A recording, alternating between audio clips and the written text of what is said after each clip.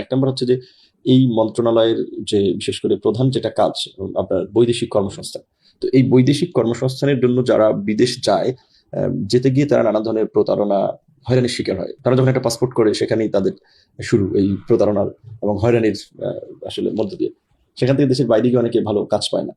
তো এবং যারা যায় অনেক বলা চলে উচ্চ মূল্য বহন করতে হয়, বেশি টাকা খরচ করে। তো সেক্ষেত্রে আমরা চিন্তা করছি যে বিভিন্ন দেশে যাওয়ার ক্ষেত্রে ন্যূনতম একটা অভিবাসন ব্যয় আমরা নির্ধারণ করে দেবো। হয়তো ওইটা পরিপূর্ণভাবে অনেক দেশে মানা সম্ভব হবে না, একটু ভেরি করবে, সেটা 18-20, সেটা 18-20, 19-20 হতে পারে, বাট খুব বেশি ডিফারেন্স হবে না। তো একটা অভিবাসন ব্যয় আমরা নির্ধারণ করে দিতে চাই, এক নম্বরে। 2 নম্বর হচ্ছে যে এই প্রবাসীদের যে যাওয়ার পথটা সুগম করার জন্য আমরা একটা অনস্টপ সলিউশন করতে পারি কিনা, একটা ডেস্ক থেকে যে সব ধরনের সেবা, সেটি একটু চিন্তা করছি।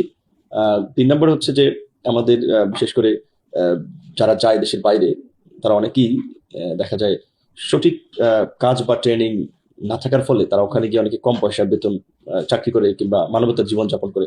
তো সেক্ষেত্রে আমাদের 3 নম্বর টার্গেট হচ্ছে যে দক্ষ জনশক্তি দেশের বাইরে পাঠানো, অর্থাৎ ন্যূনতম কোনো একটা বেসিক ট্রেনিং যেন তারা করে ওখানে যায়। 4 নম্বর হচ্ছে যে আমাদের যে সমস্ত প্রবাসীরা বিভিন্ন দেশে আছে, তাদের অনেকে অসুস্থ হয়ে পড়লে অল্প পয়সা ইনকাম করে তারা চিকিৎসা নিতে পারে না ওই দেশে। ভালো কোম্পানিতে গেলে তাদের চিকিৎসা খরচটা যতটা দেয়, বা ব্যক্তিগত প্রতিষ্ঠানে কোনো বাসা বাড়িতে কাজ করে অনেকে তারা চিকিৎসা অনেকে নিতে পারে না। সেক্ষেত্রে আমরা চিন্তা করছি এমবিসির মাধ্যমে অনলাইনে যদি তাদেরকে টেলিমেডিসিন সেবা দেওয়া যায়, এবং দূতাবাসের শ্রম কল্যাণ উইং, যেটা আমাদের মিনিস্ট্রি সরাসরি ডিল করে থাকে, সেই শ্রম কল্যাণ উইং এর সংখ্যাটাকে বৃদ্ধি করা। তো এই কাজগুলো আছে, দেখা যাক কতটুকু করতে পারি।